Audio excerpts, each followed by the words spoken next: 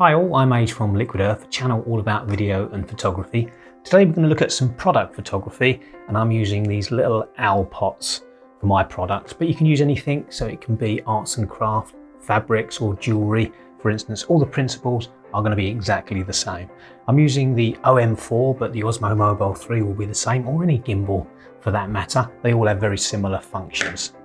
Let's take a look at the equipment we're going to need then. You'll need a table, position it by a light if you're not using any help with lights, a backdrop, so I'm using a rustic fence panel, a tablecloth and this tree stump to position my products on. For the lights, I've got a light either side LED panel lights. These are great because you can adjust the strength from 0 all the way up to 100, and also you can adjust the temperature as well, so you can have it cool or warm, whatever takes your fancy.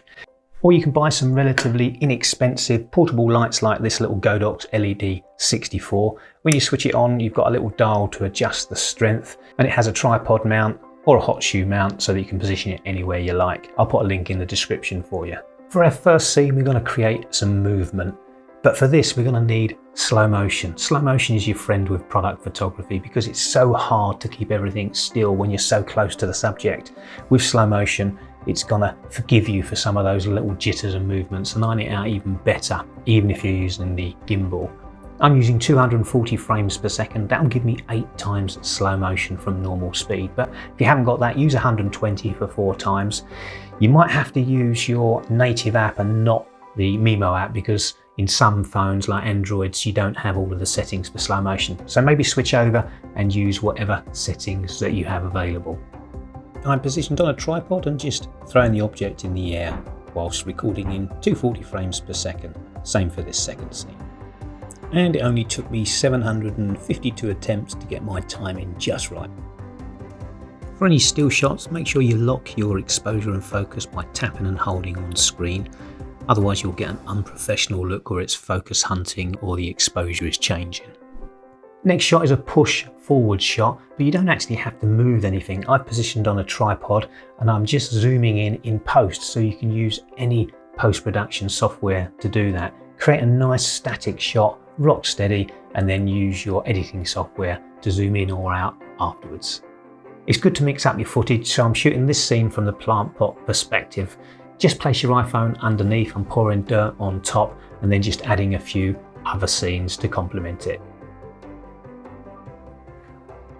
I'll now introduce all of the other owl friends, and all I'm going to do is continuously shoot and just place each owl for a few seconds, making sure I clear from the lights. And then in post, I'm just going to cut out the segments I need and put a simple cross dissolve between them. For a slider shot, we're going to lock the tilt axis.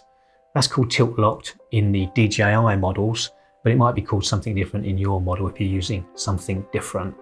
Either way, it's going to lock the tilt axis so the camera doesn't move up and down, keeps it nice and steady. In addition to that, we're going to use a table to rest my hand against and just slide the gimbal across.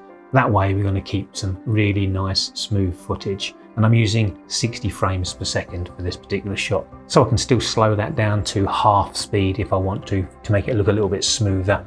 And that's if I'm using the final output of 30 frames per second. Small arc shots are great to move around your subject. You can use your gimbal and literally turn it for some slow movement, or you can use the joystick. All you need to do is set up slow movement in the settings, and then you can move the gimbal left and right by just using the joystick. More ideas for moving in and out, the push and the pull shots. You can just rock on your knees if you want, or use a tripod on 2 legs and just rock it back and forward. Either way, you're going to get some nice smooth footage. Use the spin mode to transition from vertical to horizontal.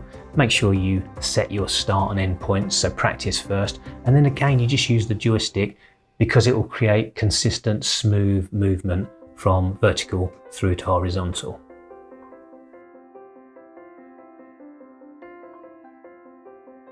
Rotating shots are great for product photography.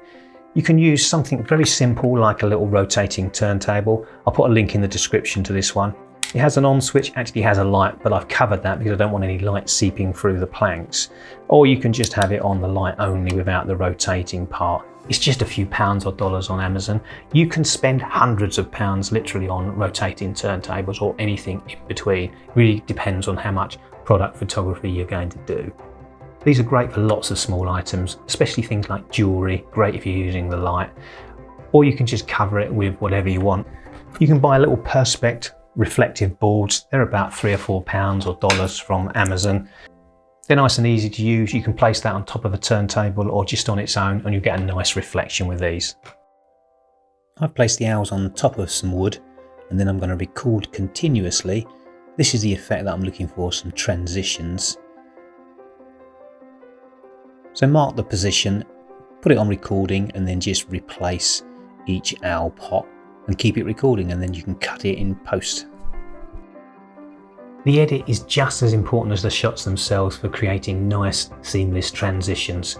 I've used a combination of cross dissolves and speed ramps with zooming in. All of that is very simple with most editing software. Even if you're on a mobile, you can use something like CapCut, a free editing program, and I've got a few videos on that too. Now that we have all of the footage, we just need to add those sound effects, music, transitions, and maybe some color grading. Here's the final production.